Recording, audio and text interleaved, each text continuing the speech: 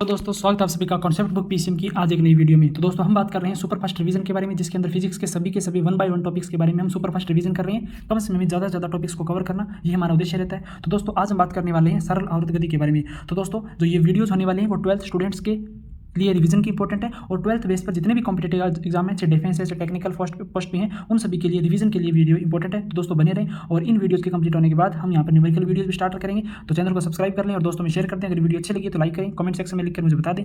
चलिए दोस्तों स्टार्ट करते हैं आज की वीडियो।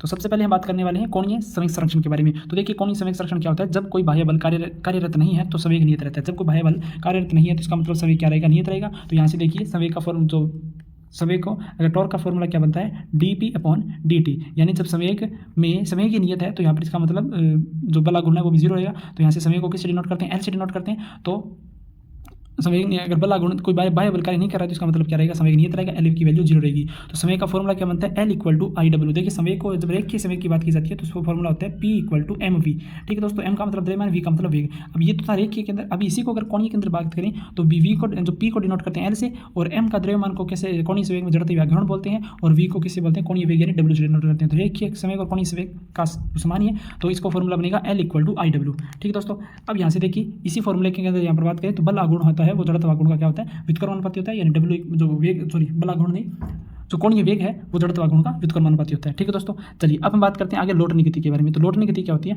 लोटनी गति के अंदर दो गति शामिल होती है, एक तो घूर्णन गति और एक स्थानांतरण गति। ठीक है, लोटनी गति के अंदर दो गति शामिल होती है, एक तो घूर्णन गति और स्थानांतरण गति।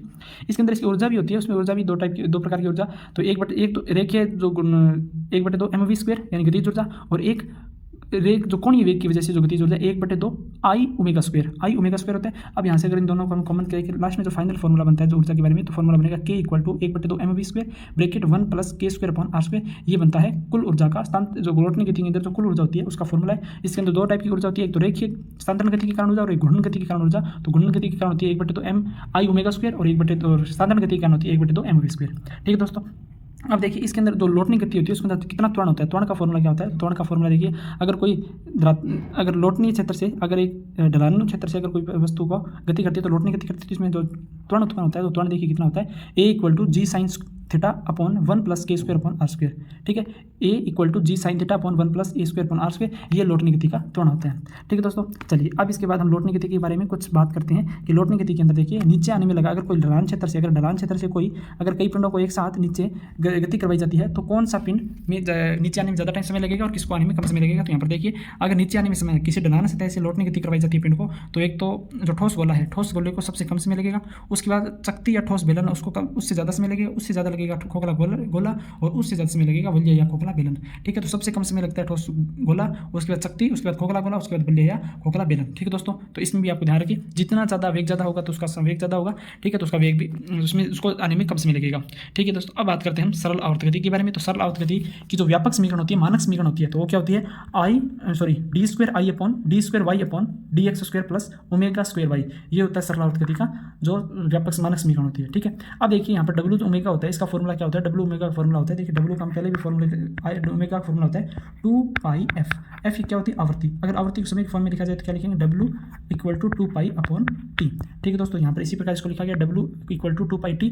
अब यहाँ से t का मान निकालेंगे तो W को क्या लिखेंगे, देखिए जो W है, W का फॉर्मूला भी यहाँ पर दिया हुआ है। तो जो कोणीय वेग है ओमेगा, तो उसका फॉर्मूला होता है √k², देखिए ये फॉर्मूला है √k/m। k मतलब प्रत्यायन बल होता है, m द्रव्यमान होता है, तो ये होता है ओमेगा का फॉर्मूला। अगर इस ओमेगा फॉर्मूले को इस यहाँ पर पुट कर दिया जाता है तो यहाँ से जो आवर्तकाल का फॉर्मूला निकल कर आएगा T = 2πmk। ये होता है सरल आवर्त गति के अंदर आवर्तकाल का फॉर्मूला 2 = 2π√mk। ये होता है आवर्तकाल का फॉर्मूला। ठीक है दोस्तों, चलिए अब इसके बाद हम यहाँ पर बात करते हैं जड़त्व। अभी ओमेगा का एक फॉर्मूला ये भी होता है, अगर ये पुट कर दिया जाता है, ये जड़त्व आघूर्ण के मान लिया जाता है। अगर प्रत्यायन बल के बारे में पूछा जाए, अगर इसके रूप में इसका बल आघूर्ण ओमेगा का फॉर्मूला लिखा जाए तो W = √c/I, ये भी फॉर्मूला यहाँ पर पुट कर सकते हैं। ठीक है, तो वो प्रत्यायन बल आघूर्ण के बारे में और ये प्रत्यायन बल के बारे में, ये जड़त्व आघूर्ण यानी कोणीय जब जड़त्व आघूर्ण के बारे में बात की जाए तब इस फॉर्मूला यूज करते हैं। जब साधारण द्रव्यमान के बारे में सरल आवर्त गति के अंदर इसका द्रव्यमान का इसी का उपयोग किया जाता है। ठीक है दोस्तों, चलिए अब हम सरल आवर्त गति के अंदर जो स्थिति समीकरण है उसका फॉर्मूला क्या होता है, देखिए स्थिति समीकरण का फॉर्मूला होता है I = a sin ωt। अगर वेग समीकरण की बात की जाए तो वेग समीकरण का फॉर्मूला होता है V = a ω cos ωt, और इसका इसको एक तरीके से और भी लिख सकते हैं जिसको न्यूमेरिकल में सबसे ज़्यादा इसका यूज़ किया जाता है, ओमेगा रूट ए स्क्वायर माइनस वाई स्क्वायर। ये होता है वेग स्थिति का वेग समीकरण। उसके बाद त्वरण समीकरण। देखिए त्वरण समीकरण क्या बनेगा, त्वरण समीकरण का फॉर्मूला, त्वरण को ए से डिनोट करते हैं तो A equal to minus A omega square sine omega t, और इसको अगर लिखा जाए दूसरे तरीके से कैसे लिखेंगे तो ये लिखेंगे minus omega square upon Y, ये बनेगा त्वरण समीकरण। ठीक है दोस्तों, सरल आवर्त गति के जो बेसिक फॉर्मूले हैं यहाँ पर अपने राइट देख लिए। उसके बाद आगे चलते हैं। तो चलिए अब आगे बात करते हैं कि गतिज ऊर्जा। यहाँ से इससे पहले हमने जितने भी फॉर्मूले थे वो सारे के सारे यहाँ पर देख लिए, रीड कर लिए। चलिए अब आगे देखते हैं। आगे आता है आगे सरल आवर्त गति, गतिज ऊर्जा, सरल आवर्त गति करने वाले कण की गतिज ऊर्जा। सरल आवर्त गति जो कण करता है उसकी गतिज ऊर्जा क्या होती है, तो यहाँ पर गतिज ऊर्जा होती है वो फॉर्मूला होता है 1/2 mv स्क्वायर। अगर यहाँ पर v के मान को अगर रखा जाए तो यहाँ से v का फॉर्मूला क्या बनेगा, 1/2 m u square omega square you square omega A square omega square cos omega T बनेगा। अब यहाँ पर देखिए अगर मैं ओमेगा एम, यहाँ पर एम और ओमेगा क्या बन जाता है, M into M omega square क्या बन जाता है, के बन जाता है। तो यहाँ पर एम ओमेगा स्क्वायर को क्या लिख दिया, तो 1/2 के स्क्वायर कोस ओमेगा टी बन गया। और यहाँ पर ए के स्क्वायर कोस ओमेगा टी को क्या लिख सकते हैं, 1/2 के ए स्क्वायर माइनस वाई स्क्वायर, ये भी लिखा जा सकता है। ठीक है, तो फाइनल फॉर्मूला जो बनेगा 1/2 के ए स्क्वायर माइनस वाई स्क्वायर, ये होता है गतिज ऊर्जा का फॉर्मूला। ठीक है दोस्तों, यहाँ से देखो क्या पता चलता है, अगर ये वाई स्क्वायर क्या है, ये विस्थापन समीकरण है। अगर यहाँ पर विस्थापन हो नहीं हो, विस्थापन का समीकरण का मान 0 हो, वाई 0 हो, तो यहाँ पर जो औसत मान क्या बनेगा, गतिज ऊर्जा का औसत मान बनेगा 1/4 के ओमेगा के ए स्क्वायर, ये बनेगा औसत मान गतिज ऊर्जा का, के 1/4 के ए स्क्वायर। अब औसत स्थितिज ऊर्जा का औसत मान, स्थितिज ऊर्जा का औसत मान भी क्या बनेगा, 1/4 के ए स्क्वायर बनेगा। यहाँ से के 1/2 के वाई स्क्वायर बनेगा, और यहाँ से 1/2 के स्क्वायर साइन ओमेगा टी बनेगा, और यहाँ से अगर वैल्यू पुट करने पर 1/4 के ए स्क्वायर बनेगा, 1/4 के स्क्वायर बनेगा। तो गतिज ऊर्जा का औसत मान भी 1/4 के स्क्वायर बनेगा, और स्थितिज ऊर्जा का मान भी 1/4 के स्क्वायर बनेगा।